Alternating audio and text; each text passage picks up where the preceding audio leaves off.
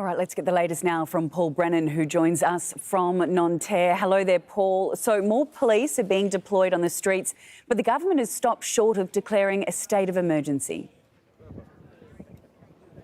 That's right. There is a dilemma for the authorities.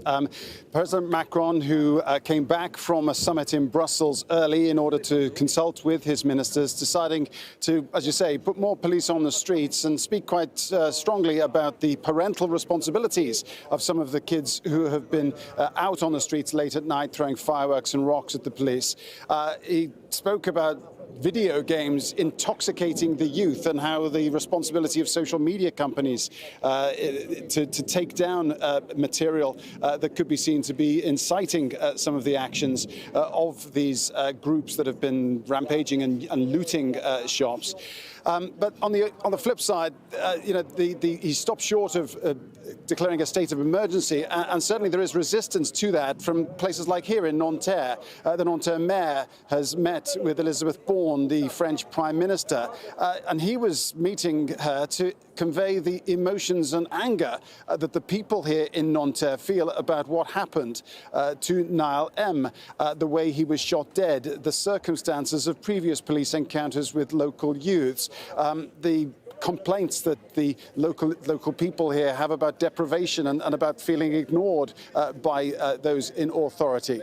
There are arguments on both sides here. The indiscriminate violence that we saw for the last 3 nights, and it seemed to worsen because it spread into central Paris on Thursday night, certainly does not appear closely linked to Niall M's shooting.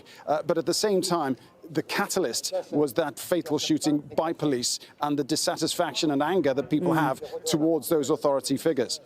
And Paul, another development today was that apology from the police officer responsible for the fatal shooting. What's been the reaction to that? Has it eased tensions at all?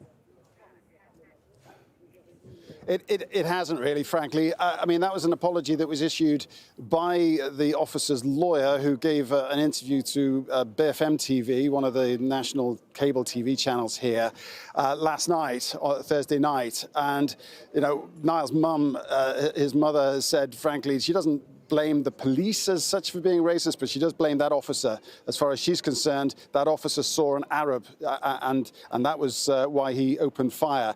And as far as the issue of police racism goes, there's a UN report that the UN in Geneva have spoken today, highlighting the fact that perhaps this episode should be an opportunity to address problems of racism within the French police.